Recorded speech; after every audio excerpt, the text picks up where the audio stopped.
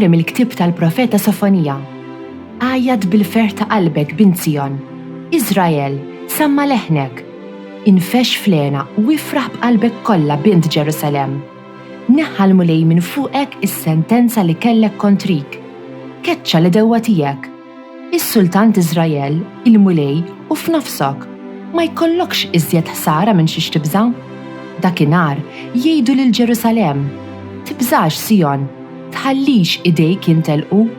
Il-mulej Alla tiegħek qiegħed f'nofsok, gwerrier li jsalva. Minħabba fik jittenna bena kbir, f'imħabtu jġeddek, jinfex minħabba fik fajat ta' ferħ, bħalli kieku f'jum ta' festa. Kbiru f'nofsok il-qaddis ta' Iżrael. Alla s-salvazzjoni tiegħi, jiena nittama u ma jkollix imniex nibża, għax qawwieti u għanjieti u l-mulej. Għalija sar is-salvazzjoni. Kolkom ferħana timlew l-ilma mill-lejjun tas-salvazzjoni. Kbiru f'nofsok il-qaddis ta' Iżrael. Roddu ħar lill-mulej, sejħu ismu, għarfu lill-ġnus bl-emejjel tiegħu. Xandru li jismu huwa floli. Kbiru f'nofsok il-qaddis ta' Iżrael. Għannu lill-mulej għax għamel ħwejjeġ kbar. Ħajkun dan magħruf mal-art kollha. Aqbeż bil-ferħ, għanni jint li tagħmmar f'Sion, għax kbiru f'nofsok il-qaddis ta' Iżrael. Kbiru f'nofsok il-qaddis ta' Iżrael. Arem il-littra ta' San Pawl Apostlu lill-Filippin. Uti, ifirħu dejjem fil-mulej. Nerġa' ngħidilkom, ifirħu. Il-ħlewwa tagħkom ħajkun jafu l-bnedmin kollha. Il-mulej qorob, tħabbtu raskom b'xejn. Fit-talb kollu tagħkom jitolbu u uru lil Alla xi jkollkom bżonn. U ż-żuħħajr, u s-slim ta' Alla, slim li jgħaddi kull mal-moħħ jista' jifhem. Iżommilkom qalbkom u moħħkom sħaħ fi Kristu Ġesu.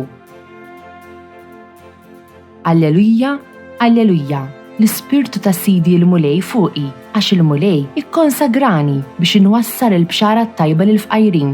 Alleluja, alleluja. Arem l-Evanġelju skont San Luqa. F'dak iż-żmien, in-nies kienu jistaqsu lil Ġwanni u jgħidulu: mela x'għandna nagħmlu? Huwa kienu weġibhom: min għandu żewġ ilbiesi jaqsam ma' min m'għandu xejn, u min għandu x'jiekol jagħmel l-istess. Resqu wkoll xi pubblikani biex jitamdu u qalulu: Mallem, x'għandna nagħmlu aħna? Huwa weġibhom: tissittaw lil ħadd biex jagħtikom taxxi iżjed milli jmiskom tieħdu? Staqsew ukoll xi soldati u qalulu: u aħna x'għandna nagħmlu? U huwa weġibhom: tisirqu lil ħadd bit-teddid jew bil-qerq tagħkom u kuntentaw ruħkom bil-paga li għandkom. Il-poplu kien qiegħed jistenna ħerqan u kulħadd kien jistaqsi lilu nnifsu dwar Ġwanni jekk kienx hu il-Messija. Għalhekk Ġwanni qabad u qal lil kulħadd: jien ngħid għalija, nammitkom bl-ilma, imma ġej wieħed aqwa minni li ma jistħoqlix inħollu l-qfieli tal-qorq tiegħu u jammitkom bl-Ispirtu Sant u n-nar. Il-midra qiegħda fidu biex iderri l-qija u jiġbor il-qamħ fil-maħżen tiegħu. Imma t-tiben jaħarqu b'nar li ma jintefiex. U b'ħafna twissijiet oħra kien ixandar lill-poplu l-bxara tajba. Dan it-tielet ħadd tal-Avvent, ħadd il-ferħ. Illum nerġgħu nisimgħu dwar Ġwanni l-Battista li kien qed isejjaħ lin-nies biex jindmu u jibdlu triqathom. Ħafna nies kienu jmorru għandu u jistaqsu x'għandhom jagħmlu. Kien jagħtihom pariri tajbin, lill-pubblikani jgħidulhom ma jisirqux flus u lis-soldati biex ma jeddux lill-oħrajn. In-nies bit-taħseb li forsi seta' kienu il-Messija, imma Ġwanni qalilhom li ġej wieħed aqwa minni. Ġwanni qal li hu man kien jistħoqlu jħoll il-qfieli tal-qorq tal-Messija. Il-Messija kellu jkun iżjed minn profeta uman u Ġwanni dan kien jafu. Ġwanni qalilhom li dak li kien ġej kellu jifret il-qalm it-tajjeb mill-ħażin. Ġesu Il-Messija kien se jkollu s-seta u awtorità divina. Kien se jneħħi l-ħażin u jammidna bl-Ispirtu Santu u n-nar.